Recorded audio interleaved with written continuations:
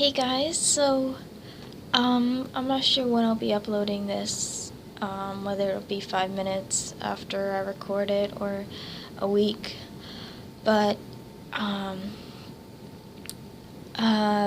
come to the realization after undergoing so much frustration from what people send me or comment or post about me or talk about, it's that nobody will really ever be able to understand somebody's true intentions or why they did something or what they want or who they are. Nobody will ever be able to know that.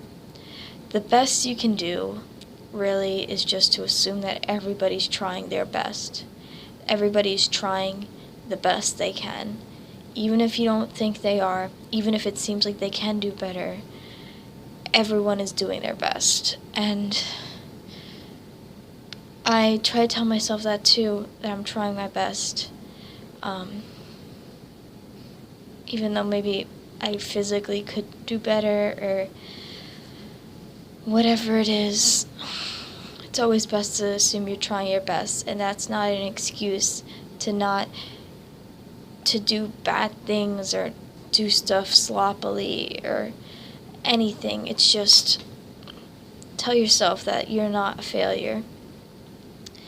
And I am just constantly hit with, mean things being said about me or people saying things that just aren't true or saying that making assumptions about my intentions, like, I didn't tell you guys why I'm in the hospital. I told people before vaguely that it's because of my weight and that I might be hospitalized for a few weeks. I said that on Instagram. And then now I'm here and I'm not really sure what the terms of everything or what my diagnosis is or anything. And I just get,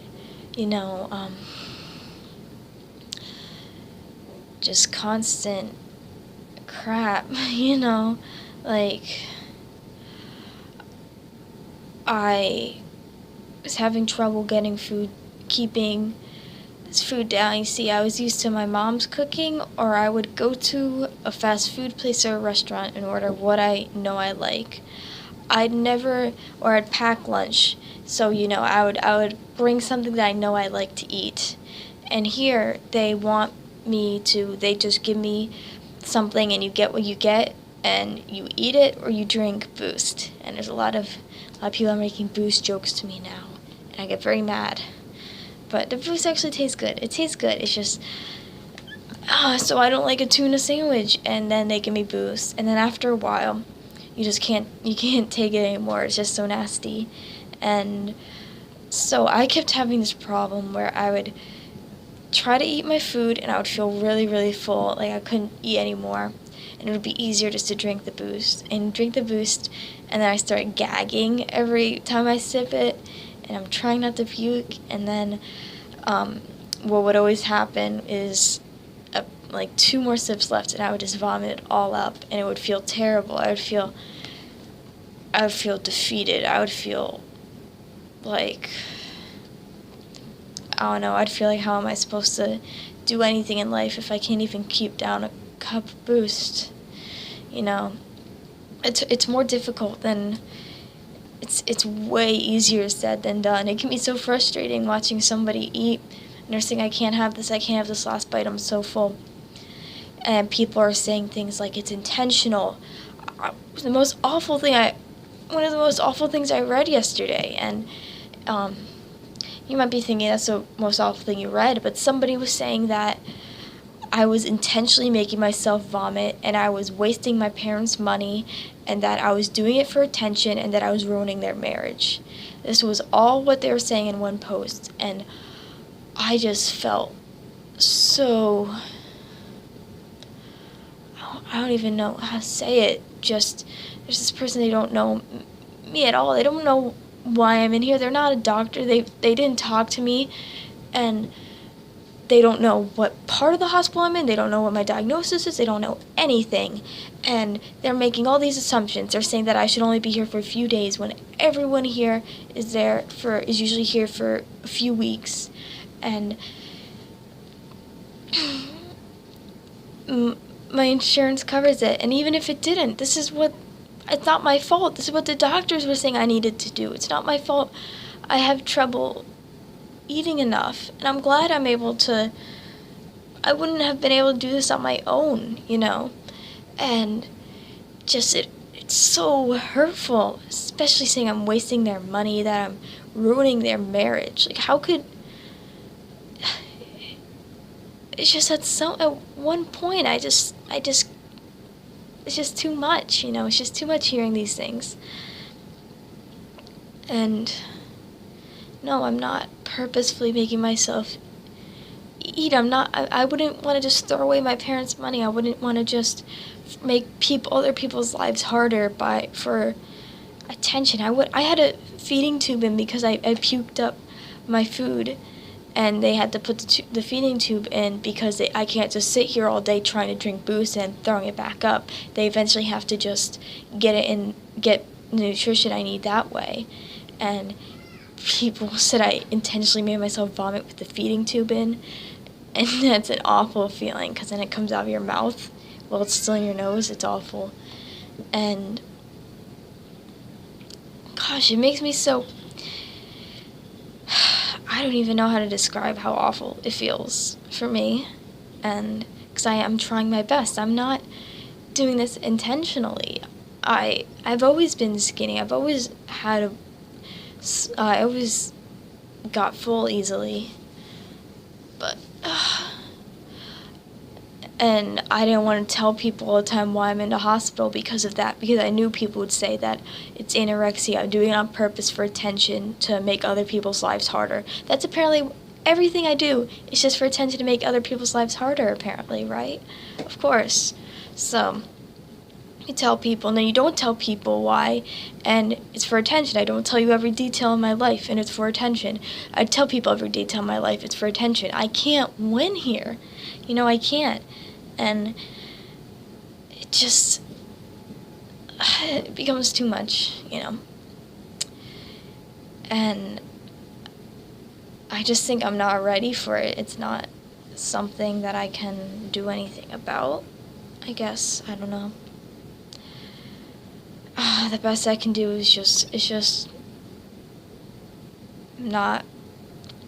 either not upload that much anymore, or not talk to people about my YouTube videos anymore, because it just ends up with me feeling upset and misunderstood. And people, they like to psychoanalyze me. They like to imagine that they know all my whatever mental health issues they think I have, whatever I'm trying to do. They seem to just know exactly why I do everything, and what my future will be like, and what I'm going to do if X happens. It's like you can't know that. You say, I've met people like her before. I study psychology. I know this. It's like everybody's different. You've never met me. Have you ever even talked to me? No. So you really can't know somebody based on what they put out there on the internet. You can be saying all these things about what I'm doing. I could be living a totally different life outside of what I put on the internet, and you would have no idea, because you don't know me, and you never will know me. And it's just how it is. And it's frustrating, because I wish some people know me at this point, because I wish you guys could know me, because this is just too much sometimes. But anyway, I will stop talking, and I'm going to sing, if that's cool with you. If it's not cool with you, you can turn the video off. I don't know why I said that. That was pretty retarded. Anyway.